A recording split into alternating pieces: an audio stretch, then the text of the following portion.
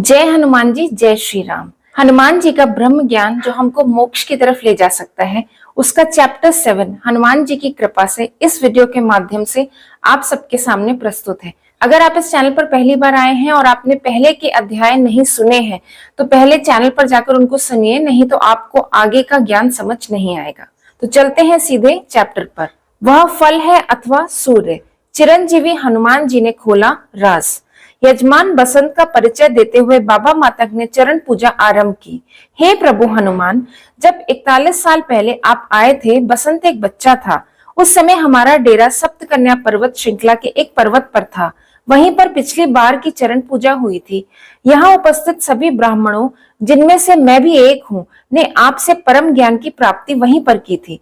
हमने वह पर्वत श्रृंखला क्यों छोड़ी, यह एक बहुत ही पीड़ादायक घटना है। उस घटना को फिर से याद करना मात्र ही मेरे लिए बहुत पीड़ादायक है, किंतु उस घटना का वर्णन किए बिना बसंत का परिचय पूर्ण नहीं होगा। बाबा मातंग ने गहरी सांस ली और बताने लगे, हे हनुमान जी, 41 साल पहले जब आपने हमसे विदा ली थी, उसके बाद कुछ ही महीने बीते थे कि बाबा मातंग भी विष्णु लोक प्रस्थान कर गए। उसके बाद मैं बाबा मातंग बना। बाबा पद के साथ जुड़ी हुई जिम्मेदारियों को निभाना कठिन नहीं था, क्योंकि उस समय सभी वयस्क मातंग आपसे सीधे परम ज्ञान प्राप्त किए हुए थे। उन सबको पता था कि तन मन विवेक की संपूर्ण पवित्रता के साथ कैसे जीवन जिया जाता है। बाबा बनने के बाद मेरी पहली परीक्षा लेकिन ज्यादा दूर नहीं थी। एक शाम रात्रि के भोजन के पश्चात मैंने घाटी में एक अजीब सा सन्नाटा अनुभव किया। भोजन के बाद मैं अपनी कुटिया में गया और हस्तिकड़ ले आया। सेतु टिप्पणी। हस्तीकरण मातंगों का एक शंख के आकार से ऐसा यत्न होता है जो अति धीमी आवाज भी पकड़ लेता है। इतनी धीमी आवाज जिसे कि मानव के कान नहीं सुन पाते हैं। मैंने असुरों की फुसफुसाहट को सुना।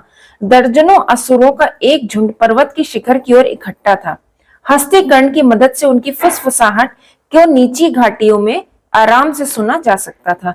मैंने उनको कहते सुना, कितना सुनहरा अवसर है, कितने समय बाद, कितना सुनहरा अवसर। बुराई को अनुभव करने का अवसर ही तो असुर हमेशा ढूंढते रहते हैं।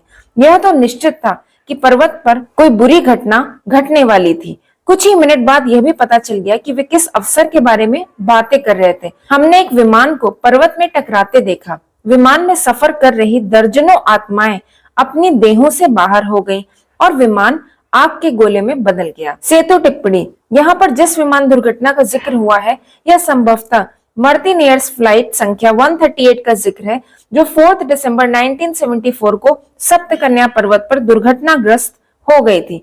यह इंडोनेशिया से कोलंबो जाते हुए मक्का जा रही थी, एक चार्टर्ड फ्लाइट थी। सेतु द्वारा लंका के अधिकारियों के साथ पुष्टि किए गए दस्तावेजों के अनुसार इस दुर्घटना में 182 हज यात्री और 9 चालक दल के सदस्य मारे गए थे।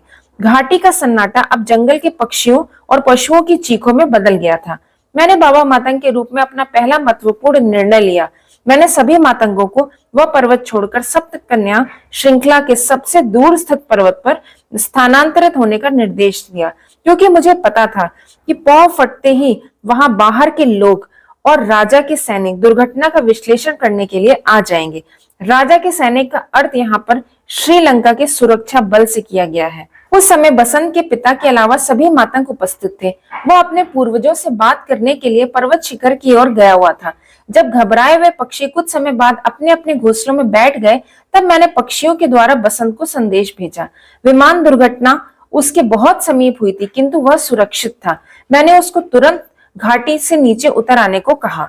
हे हनुमान जी, आपको तो पता है कि हम मातंग लोग केवल एक ही भौतिक खजाना अपने पास रखते हैं, उन रत्नों का खजाना जो मातंगों के हर परिवार को पीढ़ी दर पीढ़ी विरासत में मिला है।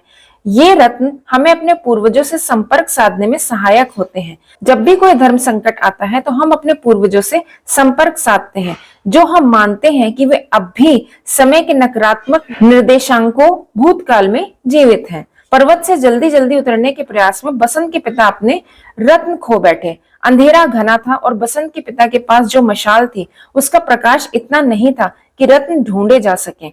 लंबे प्रयास के पश्चात भी जब उसे रत्न नहीं मिले तो मैंने उसे वहां चट्टानों पर निशान लगाकर नीचे उतर आने को कहा, ताकि हम रत्न बाद में ढूंढ सकें। हमने रातों रात वह स्थान खाली कर दिया और सप्तकन्या श्रृंखला के सबसे दूर स्थित पर्वत पर चले गए। कुछ महीने बाद जब हम दोबारा उस स्थान पर लौटे तो हमने देखा कि बाहरी लोगों और सैनिकों ने हमारे डेरे को तहस नहस कर दिया था। हम उस स्थान पर गए जहां पर बसंत के परिवार के रत्न खो गए थे।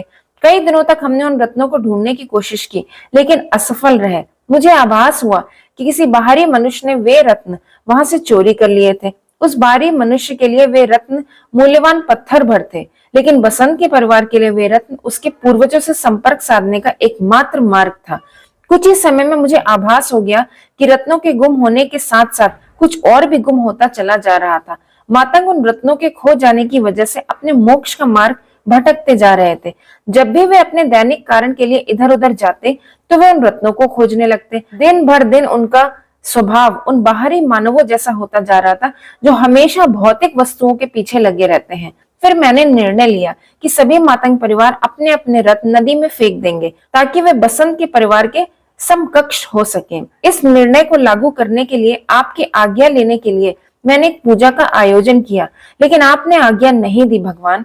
आपने परामर्श दिया कि मैं बसंत के परिवार को गोद ले लूं ताकि मेरे रत्न वे भी प्रयोग कर सकें। मैंने वैसा ही किया। उन खोए हुए रत्नों की बुरी यादों को पीछे छोड़ने के लिए सभी मातंगों ने सप्तकन्या पर्वत श्रृंखला का त्याग कर दिया और यहाँ आ गए। हे हनुमान जी, यह चरण पूजा के पहले यजमान बसंत का परिचय मैंने आपको दिया। उसके पिता अपने पूर्वजों की उस धरोहर को खोने के सदमे को कभी भी भुला न सके। उनकी देह बूढ़ी होकर प्राणहीन हो गई, लेकिन उसकी आत्मा विष्णुलोक नहीं गई। आत्मा अब भी यहाँ पर है, देहहीन, केवल एक इच्छा लिए हुए। अपने परिवार को वे रत्न वापस लेते देखना। एक आत्मा की केवल एक इच्छा हो और उसके कर्मों का खाता बिल्कुल खाली हो तो ऐसी आत्मा इस कलयुग में नई देह नहीं धारण कर सकती है।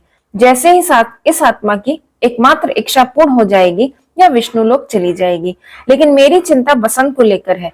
बचपन में इसके परिवार के ऊपर गुजरी इस विपदा के कारण बहुत सारे असुरों और सुरों ने इसकी आत्मा को प्रभावित किया है, जिसके चलते इसके कर्म खाते में बहुत सारे कर्म इकट्ठा हो गए हैं। इसलिए मैंने इसे चरण पूजा के पहले घंटे का यजमान बनाया है।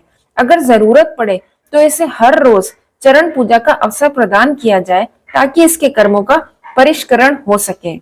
जैसे ही बाबा मातंग ने बसंत का परिचय समाप्त किया, होतर उर्वा खड़ा हो गया। उसने पूछा, हे हनुमान जी, मैं यह जानने को उत्सुक हूँ कि वे रत्न इस समय कहाँ हैं? क्या वे उसी मनुष्य के पास है जिसने उनको सप्तकन्या पर्वत से चोरी किया था? क्या बसंत के परिवार को वो रत्न कभी भी वापस मिल पाएंगे?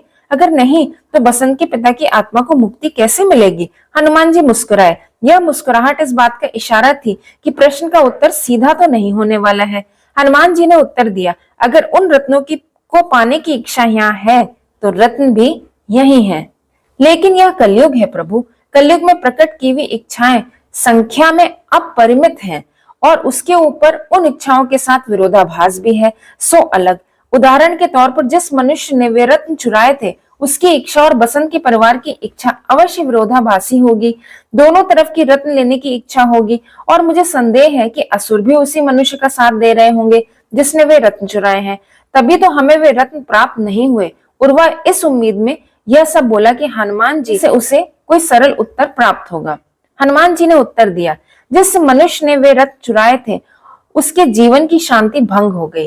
किसी ज्ञानी पुरुष के कहने पर उसने उन रत्नों को एक डिब्बे में डालकर नदी में फेंक दिया। वह डिब्बा तैरते हुए समुद्र में पहुंचा। फिर सालों समुद्र में रहकर डिब्बा क्षीण हुआ और समुद्र तल में डूब गया। तो वे रत्न समुद्र तल में है। उर्वा की आंखें एक बारगी तो चमक उठी, लेकिन अगले ही क्षण आए विचार ने वो चमक सोख ली। लेकिन वहां से रत्न वापस कैसे आएंगे? हनुमान जी पुनः मुस्कुराए और अपने शब्द दोहराए, अगर उन रत्नों को प्राप्त करने की इच्छा यहाँ है तो वे रत्न भी यही हैं। लेकिन यह कलयुग है। उर्वा बुदबुदाया।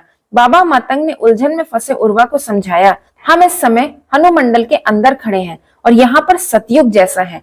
अगर यहाँ कोई इच्छा प्रकट की जाती है तो वह बिना किसी विरोधाभास के पूर्ण हो जाती है। वे रत्न जहां भी हों वे यही हनुमंडल में आ जाएंगे। जब बाबा मातंग ने अपना वक्तव्य पूर्ण किया, हनुमंडल के बाहर खड़े असुरों और ऊपर उड़ रहे सुरों में हलचल दिखाई दी। बाबा को एहसास हुआ कि उस हलचल का स्रोत वे नहीं अपितु बसंत था, जो अपनी जगह पर आंखें बंद किए बैठा था और होठों से कुछ बुदबुदा रहा था। स्पष्ट था वह रत्न प्राप्त करने की इच्छा प्रकट कर रहा था। बाबा तुरंत बोले, रुको रुको, ऐसा मत करो।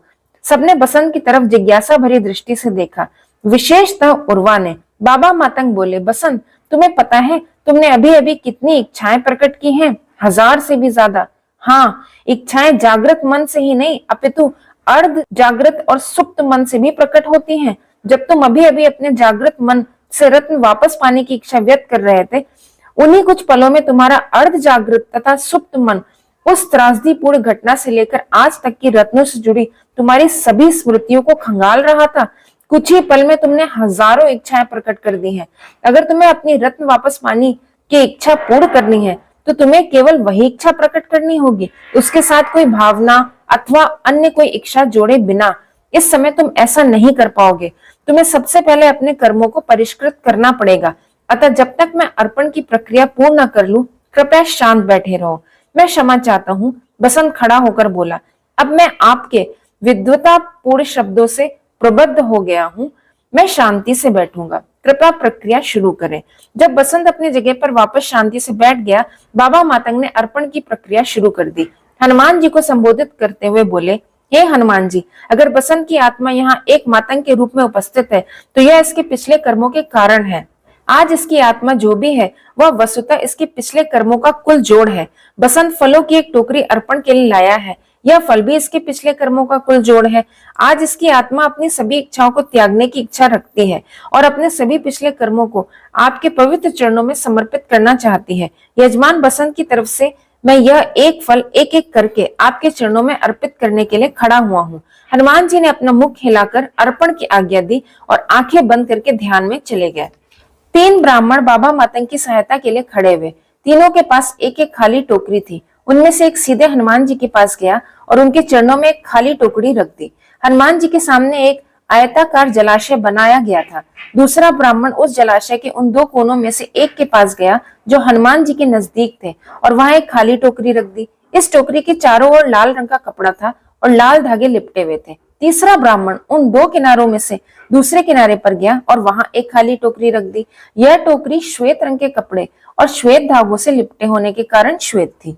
जब तीनों ब्राह्मण अपने अपने स्थान पर वापस लौट गए तब बाबा मातंग ने बसंत द्वारा लाई हुई टोकरी में से एक फल उठाया।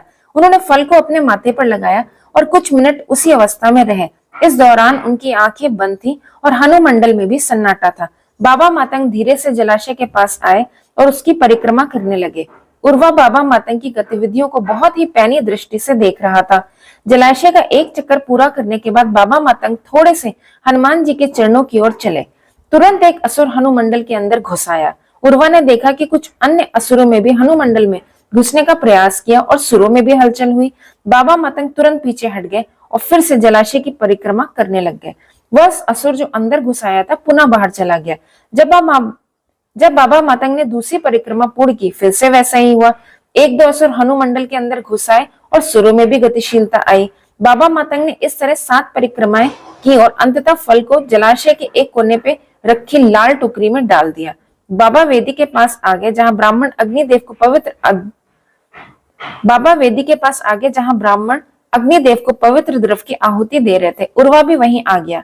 बाबा और उर्वा श्लोक उच्चारण करने लगे। ये श्लोक वस्तुतः बाबा और उर्वा के बीच हुई वार्तालाप का हिस्सा थे, जो कुछ यूं थी।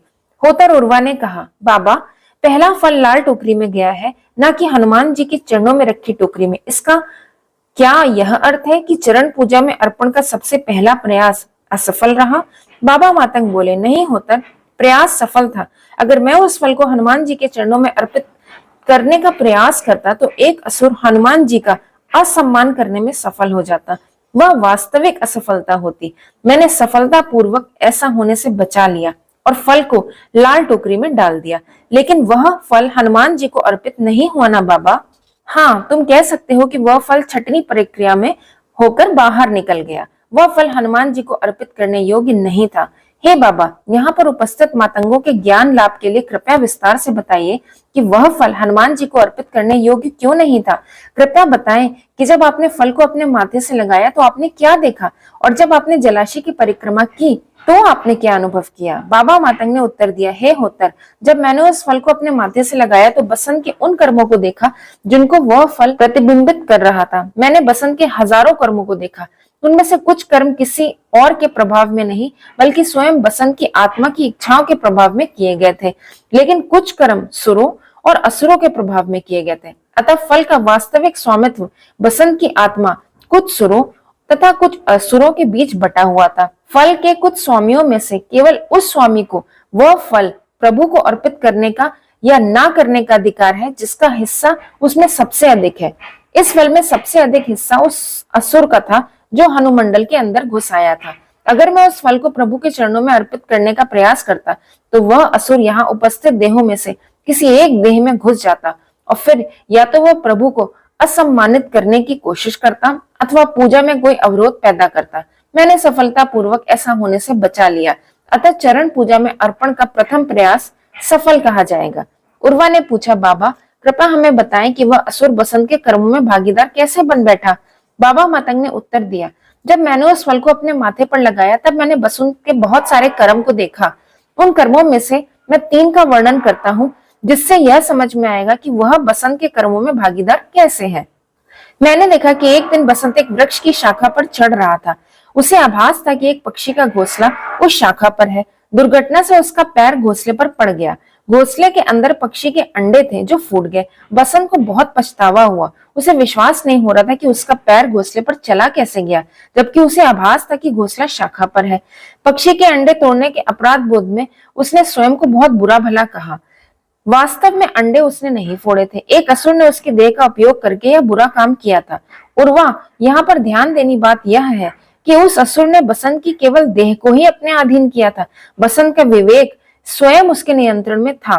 विवेक से हम क्या बुरा है और क्या भला है इसका निर्णय लेते हैं। बसंत को उस बुरे कार्य का पछतावा था।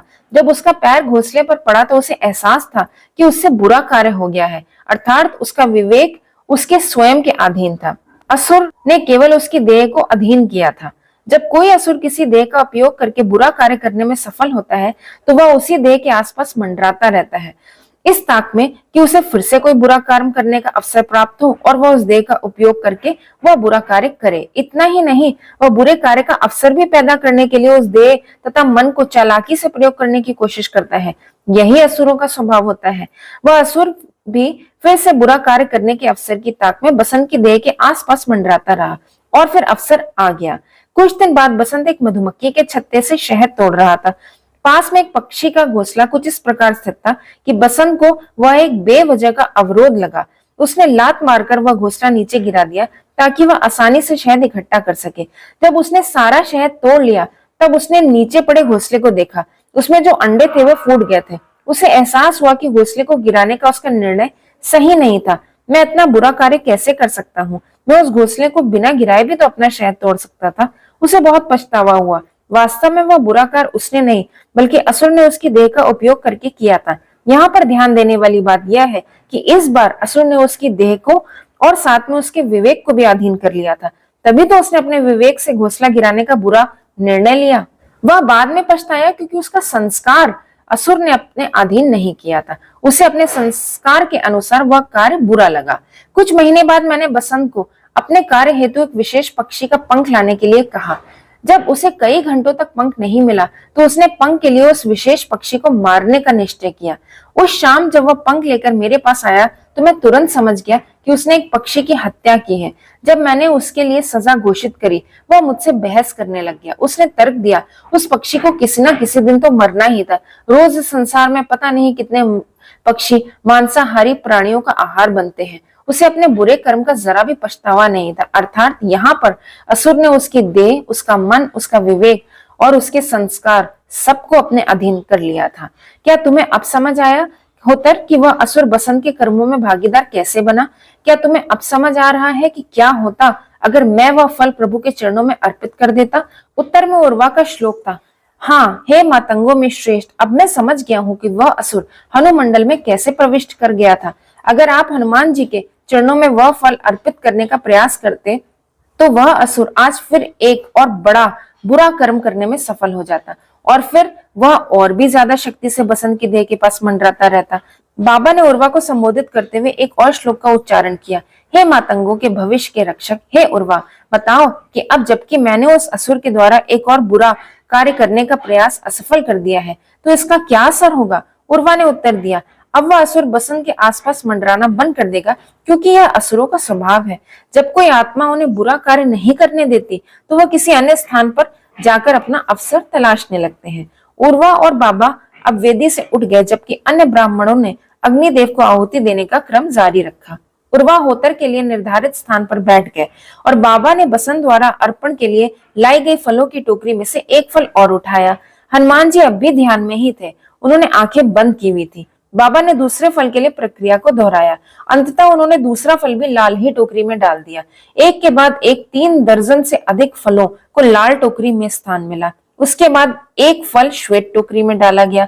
एक फल श्वेत टोकरी में डाला तब जाता है जब उस फल का सबसे ज्यादा स्वामित्व किसी सुर के पास हो।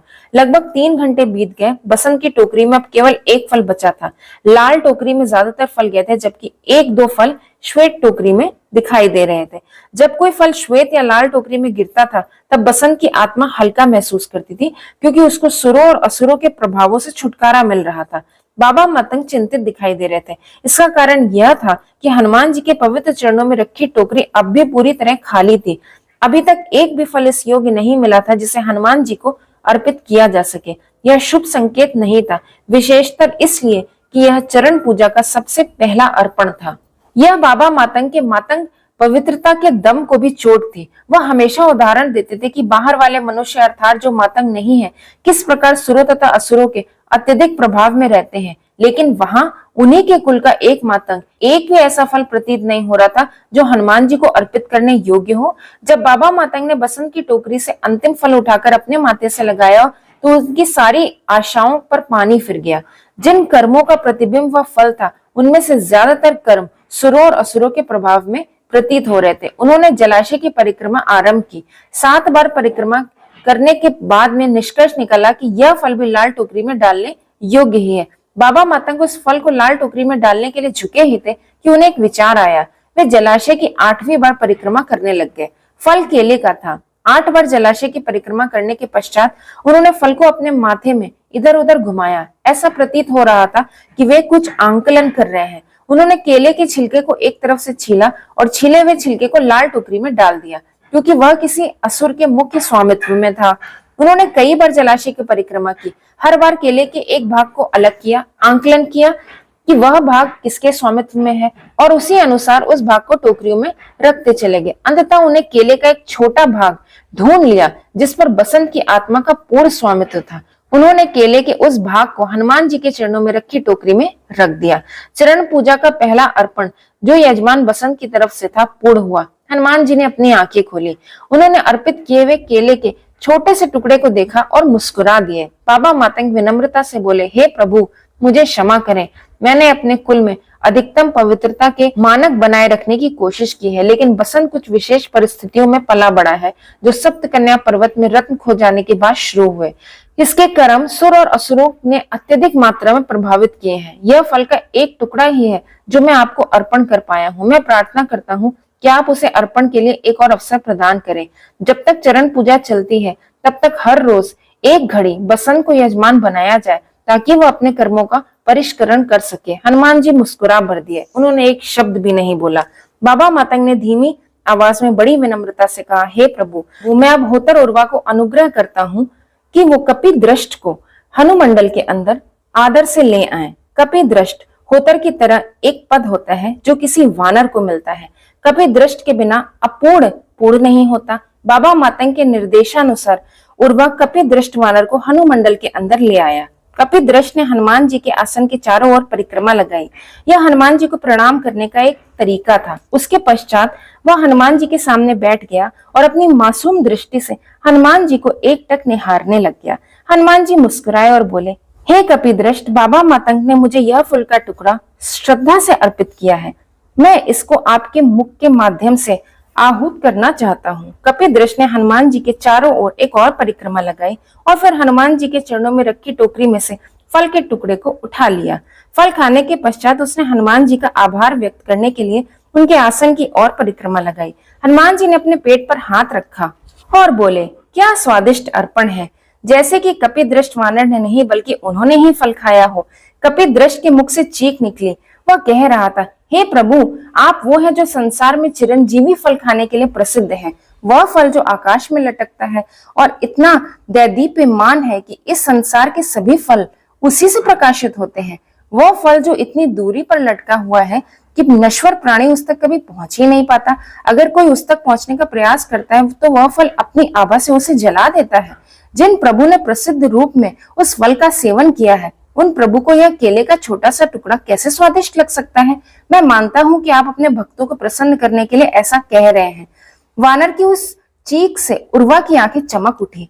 उसे एक ऐसा प्रश्न ध्यान में आया जो वह हमेशा पूछना चाहता था। उसने एक भी पल व्यर्थ नहीं करा, तुरंत पूछा, हे प्रभु हनुमान, हम मातंगों को यह विशेष वरदान है कि हम वानरों से वार्तालाप कर सकते हैं। बहुत सारी चीजें जो उन्हें दिखाई देती हैं वे लगभग वैसी ही जैसी हमें दिखाई देती हैं, लेकिन कई बार जो उन्हें दिखाई देता है वह हमें समझ नहीं आता। उदाहरण के तौर पर वे सूर्य को एक सितारे के रूप में नहीं देखते। उन्हें आकाश में सूर्य की जगह एक बड़ा फल लटकता नजर आता है जिसे वे चिरंजीवी फल कहते हैं। रात्रि में जब हम मनुष्य सितारों से भरा आसमान देखते हैं, वानरों को उसकी जगह फलों का बाग नजर आता है। मैंने बाबा से कहानियां सुनी है कि आपने भी एक बार सूर्य को फल समझ लिया था और उसे खाने का प्रयास किया था। इससे पहले कि उर्वा अपना प्रश्न पूरा करता, कपिदृष्ट फिर से चीखा। वह कह रहा था, प्रयास नहीं किया था बल्कि खा ही लिया था। अगर आप चिरंजीवी फल की और किसी तरह जाने का प्रयास करोगे तो वह आपको भस्म कर देगा। आप उसे नहीं खा पाएंगे, वह आपको खा लेगा। लेकिन हनुमान जी ने सफलता पूर्वक उसका सेवन किया था और चिरंजीवी हो गए। उर्वा शांति पूर्वक बोला, हाँ कपिदृष्ट महाशय, आप ठीक कह रहे हैं। हनुमान जी अपने देह को विखंडित करने का योग रखते हैं। उन्होंने सूर्य की ओर उड़ान भरकर सफलता पूर्वक उस योग में सिद्धि प्राप्त की। और मेरा मतलब है चिरंजीवी फल की ओर उड़ान भरकर। कपिदृष्ट फिर से चीखा। इस बार बड़े ही नम्रता पूर्वक प्रभु हनुमान जी की ओर मुख करके वह कह रहा था, हे प्रभु, ये मनुष्य अजीब बातें करते हैं। कपिदृष्ट को शायद चक्कर आ रहे थे और उसका कारण या तो फल का वो टुकड़ा था जो उसने खाया था या पवित्र द्रव की आहुति से निकलने वाला धुआं। वह हनुमान जी के पास गया, उनके आसन से अपना सिर टिकाया और हनुमान जी के चरणों के समीप निद्रा में चला गया। हनुमान जी ने सोते हुए वानर की ओर वात्सल्य से देखा, फिर उन्होंने आसमान की ओर देखा। सूर्य जो वहां पर छत जैसा आभास दे रहे थे, उन्होंने स्वयं को इस तरह इधर उधर किया कि मातंगों को सूर्य दिखाई देने लगा। हनुमंडल में उपस्थित सभी कपिदृष्ट को छोड़कर ने सूर्य को प्रणाम किया। बाबा मातंग बुदबुदाए, आह, चरण पूजा का पहला सूर्योदय। हनुमान जी ने उर्वा से पूछा, हे होतर, तुम्हें क्या दिखाई दे रहा है। प्रभु सूर्य, उर्वा ने तुरंत उत्तर दिया, वह दैत्याकार आग का गोला जिसके चारों ओर हमारी पृथ्वी घूमती है। हनुमान जी ने पूछा, तुम इसको कैसे देख रहे हो। इसको देखने के लिए किस यंत्र का प्रयोग कर रहे हो। स्मरण है ना कि तुम एक आत्मा हो और आत्मा को कुछ भी अनुभव करने के लिए एक यंत्र की आवश्यकता होती है। उर्वा ने उत्तर दिया, मैं इसे अपनी आंखों से देख रहा हूँ प्रभु, अपनी त्वचा से महसूस कर रहा हूँ, अपने मन से इसे समझ रहा हूँ। मेरा तन मन ही यह यंत्र है जिसका उपयोग करके मेरी आत्मा इसका सूर्य का अनुभव कर रही है। तुम अपना यंत्र बदलने का प्रयास क्यों नहीं करते, सिर्फ यह देखने के लिए कि क्या सूर्य सभी यंत्रों में से एक जैसा दिखता है। यंत्र बदलूं प्रभु, क्या आपका अर्थ है कि मैं अपना मानव शरीर त्याग कर और कोई शरीर धारण कर लूं। मैं देह बदलने की विद्या में निपुण नहीं हूं प्रभु, लेकिन मैं सीखना अवश्य चाहूंगा कि देह कैसे बदली जाती है, ठीक उस तरह जैसे मैं अपने वस्त्र बदलता हूँ। उर्वा ने हाथ जोड़कर कहा। हनुमान जी ने उर्मी की ओर देखा। वह पूजा में उपस्थित गण की पहली पंक्ति में बैठी थी। उर्मी हनुमान जी से निर्देश पाने की प्रतीक्षा में हाथ जोड़कर खड़ी हो गई। उसे निर्देश नहीं, एक प्रश्न मिला, उर्मी, तुम्हें वहां क्या दिखाई दे रहा है। सूर्य प्रभु, आग का दैत्याकार गोला जिसके चारों ओर हमारी पृथ्वी घूमती है। क्या तुम देखना चाहोगी कि वहां वानरों को क्या दिखाई देता है। हाँ प्रभु, मेरी इच्छा है। जैसे ही उर्मी ने इच्छा शब्द बोला, उसकी आंखें फैल गईं और उसकी जीभ हकलाने लगी। वह अचेत हो रही थी। उसके आसपास बैठी अन्य मातंग औरतों ने खड़े होकर उसकी देह को सहारा दिया। कुछ पल बाद उर्मी की देह धरा पर अचेत लेटी हुई थी, जबकि वानर कपिदृष्ट जो हनुमान जी के पास सोया हुआ था वह जाग गया। वास्तव में उर्मी की आत्मा वानर की देह में प्रवेश कर गई थी, जबकि वानर की आत्मा अभी तक स्वप्न लोक में ही थी। हनुमान जी ने उर्मी, जो कि वानर की देह में थी, से पूछा, तुम्हें क्या दिखाई दे रहा है वहां आकाश में। फल प्रभु चिरंजीवी फल, उत्तर आया। हनुमान जी ने उर्वा का रुख किया, जो कि उसके सामने खोले जा रहे रहस्य को समझने की कोशिश कर रहा था। हनुमान जी बोले, जैसे ही तुम अपना यंत्र अर्थात देह बदलते हो, तुम्हारे अनुभव भी बदल जाते हैं। लेकिन वास्तविकता क्या है प्रभु? उर्वा विश्वासहीन आवाज में बोला, वह सूर्य है जैसा मनुष्यों को दिखता है, अथवा वह एक फल है जैसा वानरों को दिखता है। वानर देह के लिए वह एक फल है और मानव देह के लिए सूर्य, अन्य देहों के लिए कुछ और। उर्वा आगे भी कुछ पूछना चाह रहा था, लेकिन प्रश्न के लिए उसे सही शब्द नहीं मिल रहे थे, इसलिए वह अपेक्षा कर रहा था कि हनुमान जी वास्तविकता के बारे में थोड़ा वर्णन और करें। हनुमान जी ने उसे निराश नहीं किया। वे बोले, मुझे त्रिदेवों ने इस धरा पर वानर देह में क्यों भेजा, मानव देह में क्यों नहीं भेजा? क्योंकि आत्माएं जब किसी देह में ज्यादा समय तक रहती हैं, तो वे ये भूल जाती हैं कि वे आत्मा है, स्वयं को देह समझने लगती हैं। सभी मातंग एकाग्रता से हनुमान जी के शब्दों को सुन रहे थे। हनुमान जी आगे बोले, आप लोग इस समय मानवों में सबसे अधिक ज्ञानी हैं और आप भी इस रहस्य को समझने में कठिनाई महसूस कर रहे हैं जो मैं आपके सामने खोल रहा हूँ। संसार के अन्य मानवों के बारे में विचार कीजिए। वे वानरों से वार्तालाप भी नहीं कर सकते हैं, वे वानरों का पक्ष भी नहीं जानते हैं।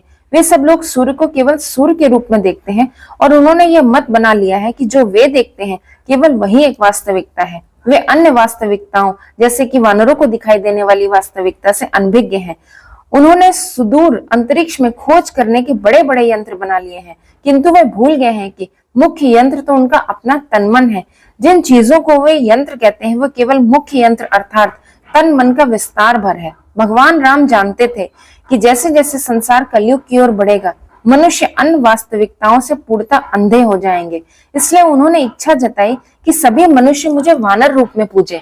अगर आप यह नहीं समझते कि मनुष्यों को अनुभव होने वाली वास्तविकता अलग है और वानरों को होने वाली अलग, तो मेरी पूजा अधूरी है। जिस तन्मयता से मातंग हनुमान जी को सुन रहे थे, वह तब टूटी जब मातंग महिलाएं जहां बैठी थी वहां हलचल शुरू हुई। उर्मी करा रही थी, उसकी आत्मा उसकी देह में वापस आ रही थी। कपिदृष्ट वानर भी उठ गया था। बाबा मातंग ने पूजा की प्रक्रिया चालू करना ठीक समझा। वे बोले, हे प्रभु, अब जबकि फल अर्पण हो चुका है, यजमान बसंत आपके चरणों में लाल चूरा अर्पित करने की इच्छा रखते हैं। लाल चूरा हनुमान जी की हर पूजा में आवश्यक है।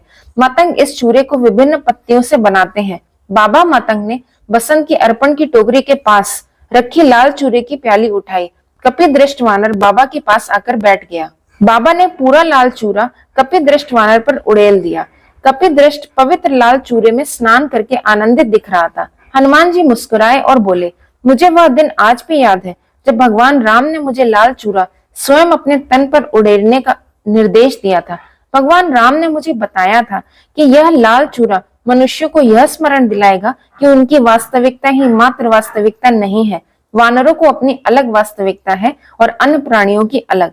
लेकिन कलयुग के इस पड़ाव पर इस संसार में केवल मुट्ठी भरी लोग ऐसे हैं जो इस रहस्य को समझ सकते हैं। बाकी लोगों को केवल भगवान कल की ही यह रहस्य समझा सकते हैं। मातंगों के हाव भाव से ऐसा लग रहा था कि उन्हें हनुमान जी द्वारा बताया गया रहस्य समझ आ गया है। बाबा बोले, यजमान बसंत का अर्पण अब पूर्ण हो चुका है। अब मैं 6 ब्राह्मणों से आग्रह करता हूँ कि वे इन 3 टोकरियों को उठाकर हनुमंडल से बाहर ले जाएं और फलों को बाहर प्रतीक्षा कर रहे वानरों में बांट दें। एक लाल टोकरी, एक श्वेत और एक वो जो हनुमान जी के चरणों में रखी थी। 2 ब्राह्मण लाल टोकरी के साथ दक्षिण दिशा की ओर से हनुमंडल से निकले, 2 ब्राह्मण श्वेत टोकरी के साथ उत्तर दिशा से और 2 ब्राह्मण प्रभु की टोकरी के साथ पूर्व दिशा से हनुमंडल से बाहर निकले। उनका इंतजार बाहर सैकड़ों की संख्या में उपस्थित वानर कर रहे थे, जो चरण पूजा के फल खाने को तत्पर थे। हनुमान जी की लीलाओं का यह अध्याय यहीं समाप्त होता है। आत्मा पर भ्रम की परतें। अध्याय पढ़ने के बाद में आपको यह परिवेक्षण करना आवश्यक है कि आप कैसा महसूस कर रहे हैं। अगर आप कुछ ऐसा महसूस कर रहे हैं कि वाह, मैंने कुछ नया सीख लिया या नया पा लिया या मेरी प्रभु के प्रति भक्ति बढ़ गई, तो आपने प्रभु की तरफ एक कदम भी नहीं बढ़ाया है। अगर आप ऐसा महसूस कर रहे हैं तो थोड़ी देर बाद वापस आकर अध्याय फिर से पढ़िएगा। लेकिन अगर आप कुछ ऐसा महसूस कर रहे हैं कि आपके अंदर से कुछ बाहर निकल करके गिर पड़ा हो और आप आत्मा से हल्का महसूस कर रहे हैं, तो कम से कम एक कदम आप प्रभु की तरफ बढ़ा चुके हैं। अब आपको क्या करना चाहिए? आपको प्रभु को फूलों का, फलों का अथवा किसी भी ऐसी चीज का अर्पण करना चाहिए जो आपके पैसे से जुड़ी हुई हो। जिस तरह से आप घर में सफाई करने के बाद में धूल का कपड़ा बिना झाड़े वापस जाके नहीं रखते हैं, उसी तरह से आत्मा पर भ्रम की परत दोबारा ना चढ़े, इसके लिए अर्पण किया जाता है। मातंग समाज में अर्पण की प्रक्रिया 108 घंटे के अंदर अंदर करने का विधान है। आप बाजार से कुछ खरीद कर लाकर भी अर्पण कर सकते हैं, क्योंकि उसमें भी आपका पैसा जुड़ा हुआ है। भगवान विष्णु का अंतिम अवतार। जब भगवान राम ने अपनी सांसारिक लीलाएं पूरी की, विष्णु लोक चले गए, तब हनुमान जी भी अयोध्या में वापस आ गए और जंगलों में रहने के लिए चले गए। वे अपने अदृश्य रूप में भक्तों की सहायता करते थे। महाभारत काल में जब भगवान विष्णु ने कृष्ण के रूप में धरती पर जन्म लिया, तब वापस से हनुमान जी भी जंगलों से बाहर आए और पांडवों की उन्होंने सहायता करी। पूरे युद्ध में वे अर्जुन के रथ की रक्षा कर रहे थे। महाभारत युद्ध के पश्चात हनुमान जी वापस से जंगल चले गए। वो दृश्य रूप में या तो ऋषियों को दिखते थे या फिर 41 साल के बाद में मातंगों को। अब हनुमान जी ने अपनी लीलाएं करके एक बार पूरे संसार के सामने अपना दृश्य रूप का फिर से दर्शन कराया है इन लीलाओं के माध्यम से। लेकिन वो ऐसा तभी करते हैं जब भगवान विष्णु किसी अवतार में धरती पर मौजूद हो। तो क्या भगवान विष्णु ने कल्कि अवतार में जन्म ले लिया है? धीरे धीरे एक एक चैप्टर पढ़ने के बाद में धीरे धीरे एक एक परत बर परत आपको यह क्लियर होता चला जाएगा। जय हनुमान जी, जय श्री राम।